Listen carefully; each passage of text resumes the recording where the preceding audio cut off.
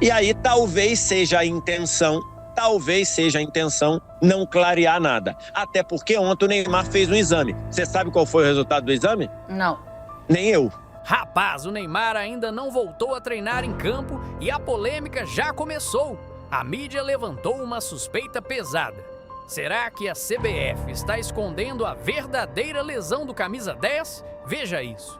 Só que tem uma coisa que é essa lesão e pronto, ainda tá no prazo. Então, acho que a gente tem que trazer os dois pontos aqui. Uma que ainda tá no prazo. Só que a gente tinha dúvida lá daquele prazo de 3 semanas que deu o... Foi o Lasmar, né, que deu aquele comunicado.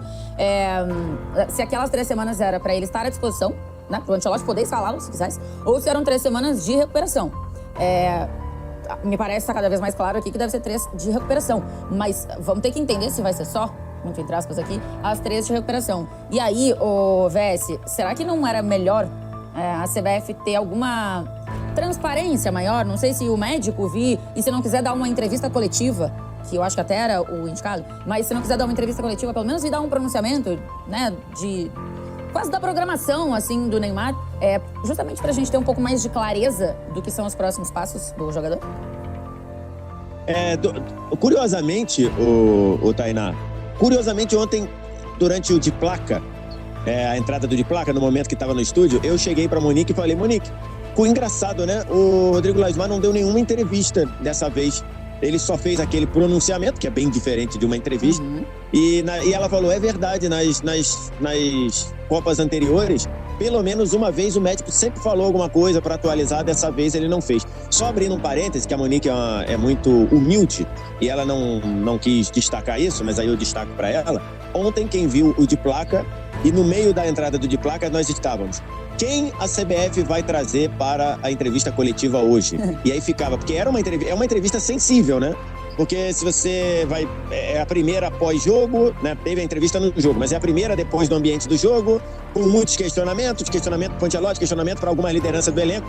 E aí a gente ficou, quem ela vai trazer, quem vai trazer? E a Monique assim falou, pelo que eu conheço de seleção brasileira, amanhã vai ser entrevista do Douglas Santos. Por quê, Monique?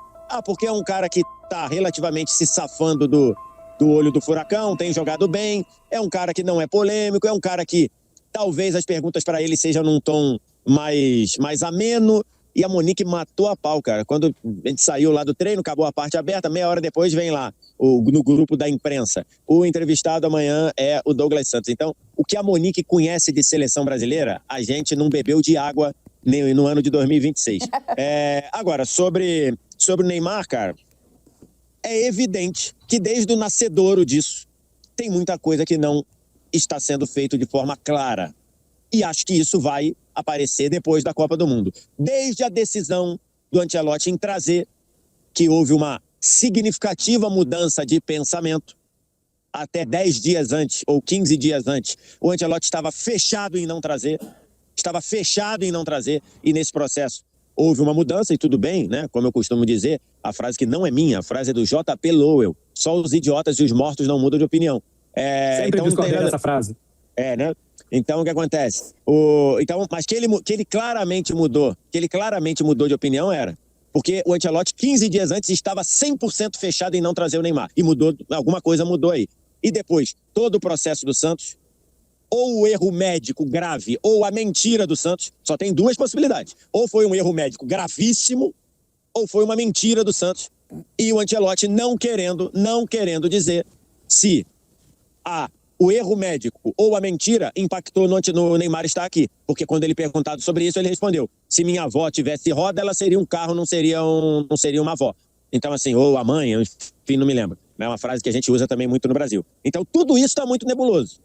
E aí, talvez seja a intenção não clarear nada. Até porque ontem o Neymar fez um exame. Você sabe qual foi o resultado do exame? Não.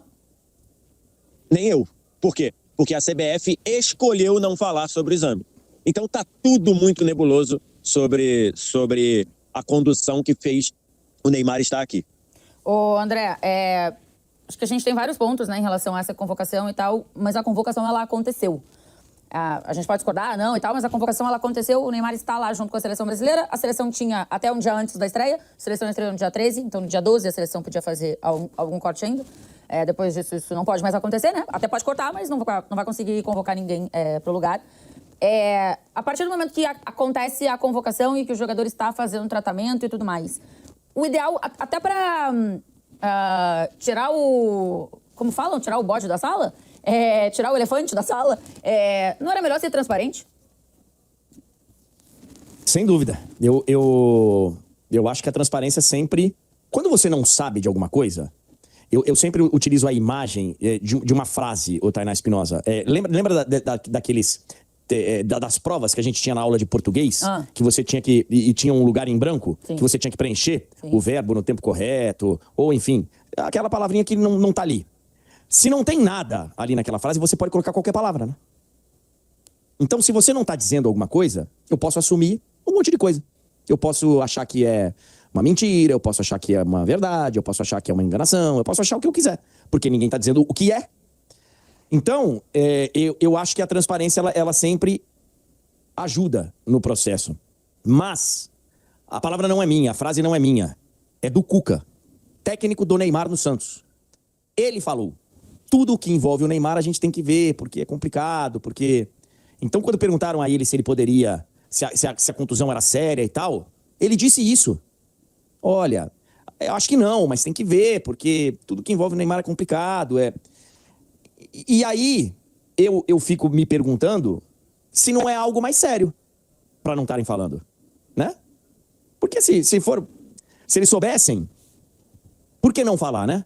Por que não chegar agora e falar, gente, a contusão do Neymar era um negócio um pouco mais sério, nós vamos precisar de mais 2 semanas, nós vamos precisar de mais 10 dias, nós vamos precisar de mais 3 dias. Olha, o Neymar está voltando ao treinamento no final da semana.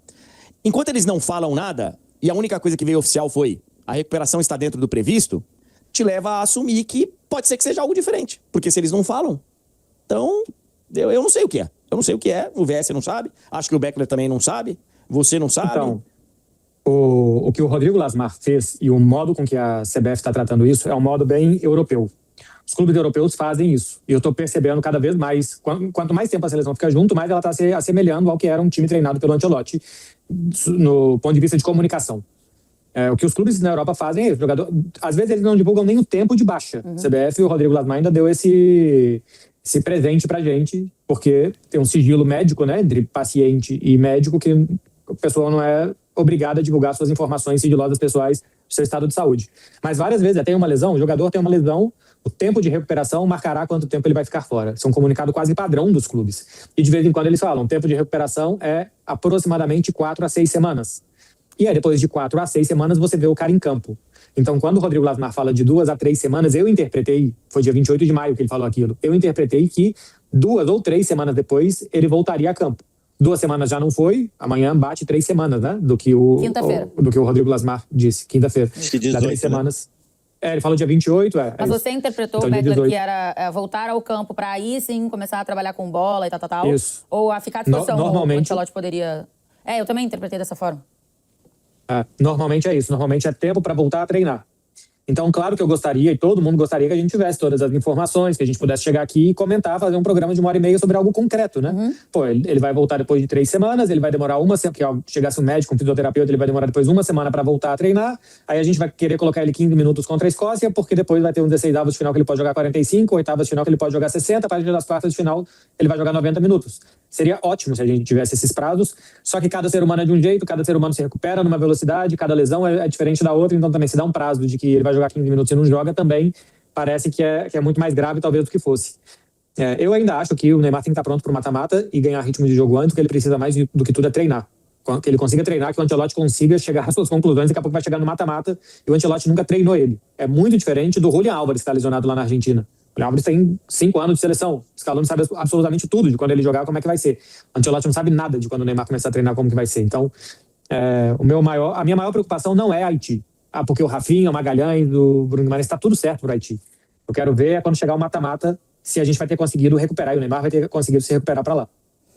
Eu estou dando uma olhada no... Essa notícia não é boa. O Neymar completa hoje 29 dias sem jogar futebol. Ele está fazendo a fisioterapia, está trabalhando na academia, está fazendo o treinamento na academia. No campo, são 29 dias sem Neymar. Então ele joga contra o Coritiba, na Neoquímica Arena, véspera da convocação. O presidente, no dia da convocação, que era dia 18 de maio, falou, não, o presidente Marcelo Teixeira, se perigar, joga até contra o São Lourenço. Não jogou. Aí os médicos do Santos diziam, olha, não, ele volta, vai voltar rápido. Não jogou contra o Grêmio. O Brasil se apresentou. Teve também o jogo contra a Recoleta Sul-Americana, não jogou. Fez uma ressonância no dia da apresentação à seleção brasileira. Ele ainda estava à disposição do Santos no dia 26. No dia 27 ele chega à seleção brasileira, faz uma ressonância. E aí se descobre que a lesão era muito mais grave do que aquela que era divulgada. Falava no Santos, não, é só um edema. Edema é inchaço. Não era inchaço coisa nenhuma. Era uma lesão muscular de grau 2, é o que foi anunciado. Aí Neymar foi para o Maracanã, mas obviamente não podia jogar contra o Panamá. Depois a gente viajou para os Estados Unidos. A gente fez o amistoso contra o Egito. O Neymar sequer foi a Cleveland. Fez mais uma ressonância. Veio a estreia com o Marrocos. Ele foi ao estádio. Foi ali, cumprimentou todo mundo. O Neymar é uma atração, mas não tinha condição de jogo. E não sabemos quando vai acontecer esse retorno ao campo. Não é a jogo, não.